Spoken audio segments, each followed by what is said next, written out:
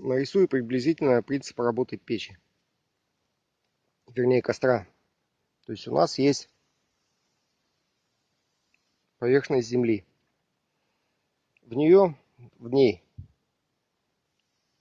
делается вот такое отверстие.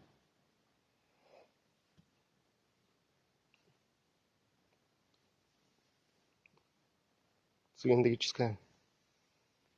И второе вот такое.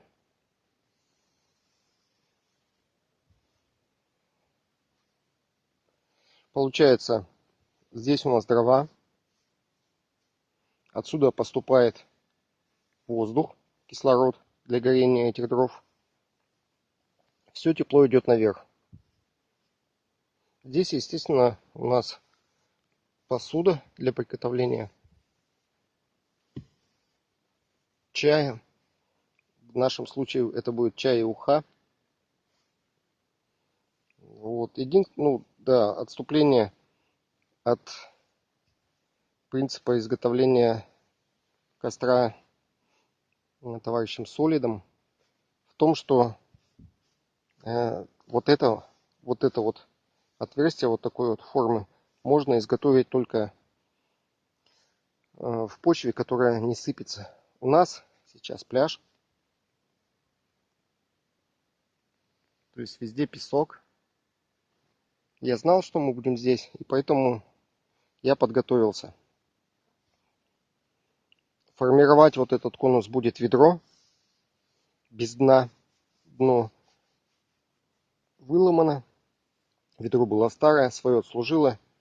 Вот. И будет еще трубка диаметром, по-моему, 50 миллиметров. А здесь у нас будет находиться ведро или чайник. Неважно что. И все. Сейчас моя задача выкопать вот такую яму с подводом сбоку. Сюда я вставлю трубку. Здесь будет ведро, которое я в дальнейшем засыплю. Если солнце не уйдет, я покажу, как это все работает. Ну вот, в принципе, то, что я хотел сделать, готово. Ну, практически готово. То есть, что я сделал? Ведро без дна. В него ходит труба. И выходит внутри. Сейчас я это все присыплю. Вот это вот все песком. И начнем разжигать. Брат уже хочет чаю. А для этого нужен костер. Еще дополню. Ну, вы увидите.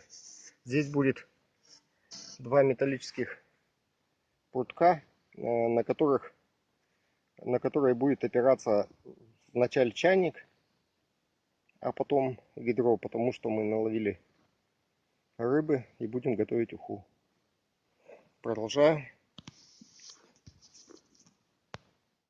Так, ну что ж, наш экономичный и безопасный костер готов.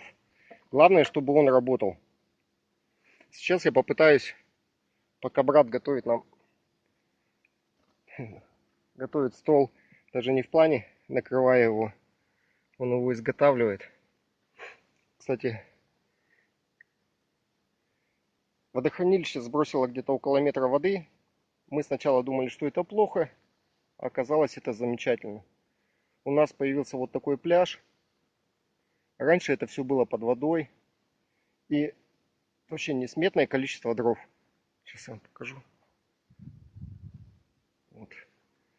Вот мы попилили то, что плавало здесь 40 с лишним лет. Раньше оно было у берега. Сейчас оно лежит на пляже. И очень хорошо, если мы это попилим и сожгем. Этого просто не будет здесь. Ну что ж, пробуем. Одной рукой.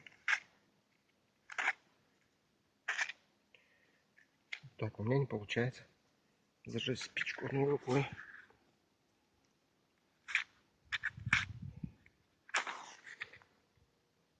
Так, я зажег, она потухла. Сейчас я зажгу нормально и покажу вам, как это все происходит. Так, прибегаем к помощи брата. Так, спички отказываются гореть.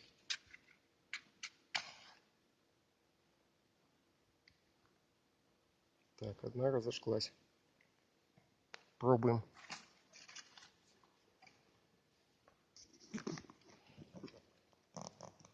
Самому интересно. Кстати, сразу появилась тяга. Надо отметить. Дым пошел, не знаю, видно вам, нет, наверх. То есть туда, куда и должен идти. То есть, блин, это все работает. Смотрите. Я бросил одну спичку. Да все работает. А вот эти вот два металлических прутка будут находиться вот здесь для того, чтобы чайник. Сначала у нас будет чайник первый испытываться.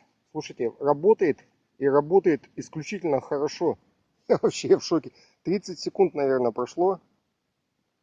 Шикарный огонь.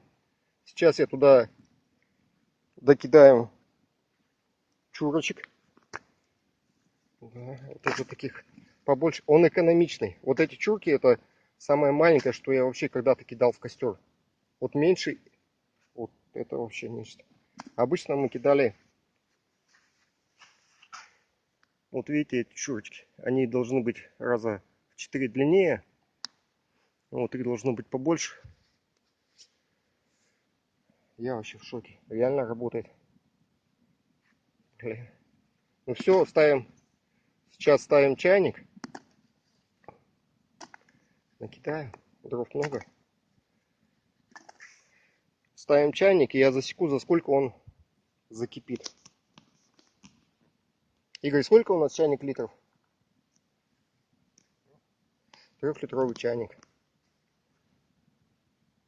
Блин, вообще шикарно. Просто вообще удивительно. Что такое? Я не ожидал. Продолжаем. Процесс идет. Единственное, ну, первый раз я пользовался такого рода костром. Я понял, что надо подкидывать чаще. Они там маленькие, деревяшки, и быстро сгорают. Огонь там есть. Чайничек шипит. Вот, не знаю, как ведро сухое у нас будет готовиться. Ну, как быстро. Может быть, разведем классический костер. Ну, посмотрим на этот чайник. Сейчас еще надо рыбу почистить. А, так он кипит. Все. Чайничек кипит. Замечательно. Прошло, наверное, минут 15. По большому счету, ну, может быть и меньше, да, по большому счету мы учились пользоваться им. Вот иногда вот он так вот делает, вот дым пускает, это, не знаю, почему, кислорода не хватает, что ли. Ну, жар, вот, опять получил. А, что я неправильно сделал? Ну, возможно, неправильно, хотя вот, ну, видите, дым вертикально вверх идет. Вот. А Solid говорил, что надо устанавливать так, чтобы вот эта труба, в нее чтобы задувало. Ну вот я не знаю. Вот вертикально вверх идет, нету ветра. Значит, ну в принципе работает. Работает. Наверное, ведро сейчас туда поставим. Чуть попозже. Еще рыбу не почистили, ни картошку, ничего не почистили. Наблюдали. Замечательно, кстати, разгорелось. Дыма нету практически. То есть вот если вы ночью здесь готовите, то вас будет абсолютно не видно. Затянуло у нас все дымом.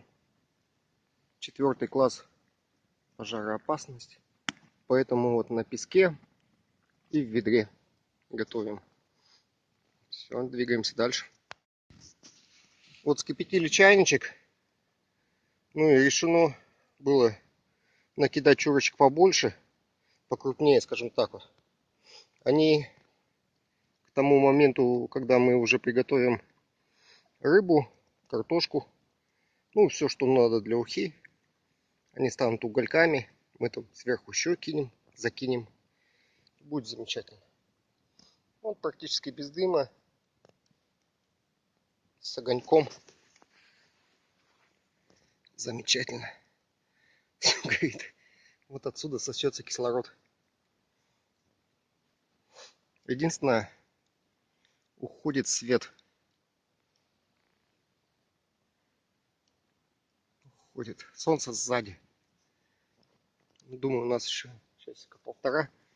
А потом будем снимать при искусственном освещении. Работает? Работает. Реально экономичный, безопасный. Ну, хотя вот в наших условиях, когда вот здесь вот везде песок, а там вода, ну, то есть о безопасности, не знаю, стоит ли разговаривать. Хотя много безопасности не бывает. Зарисовки с микромира. Муравей схватил одну из щепочек от тех бревен, которые мы пилили на костер. И вот пытается утащить к себе муравейник. Уже полчаса, наверное, бегает. А другой... Где другой? Да, вот, а другой, похоже, своего брата по несчастью, что ли, он тащит. Или еще что-то нашел.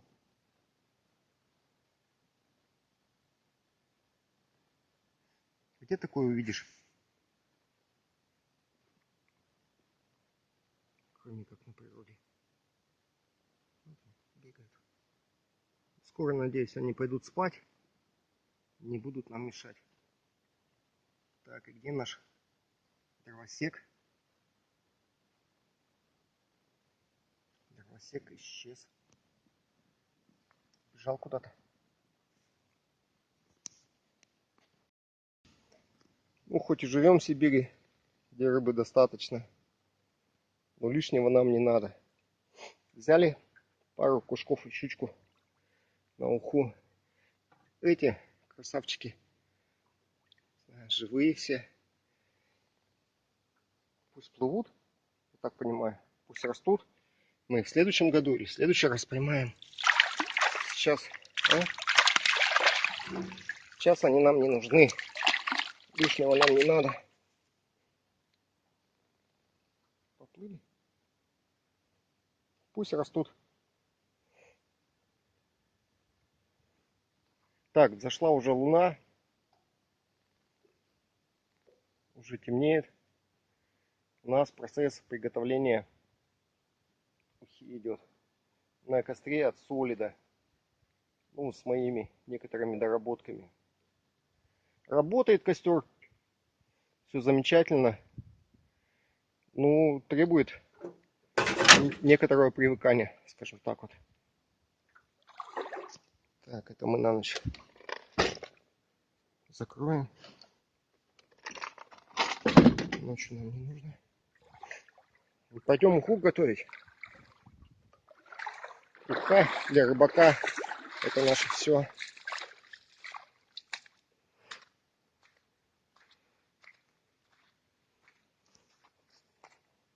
Света останется, покажу. Ну, реально все выглядит. Вот, посмотрите. Вот работает. То есть нету, конечно, вот такого огня, ну, который не нужен лишний. Да. Вот я поставил, снизу все горит. Там уже картошечка, появляется пенка, которую мы снимем. Покипит немножко, закинем туда рыбку. Наконец-то разобрались мы с этим костром. Реально работает исключительно. Вот. Только надо научиться ложить дрова правильно. Вот уха у нас уже кипит. Вернее, еще не уха. Брат, давай рыбку закидывай. Картошечка уже готова. Сейчас осталось заложить рыбку.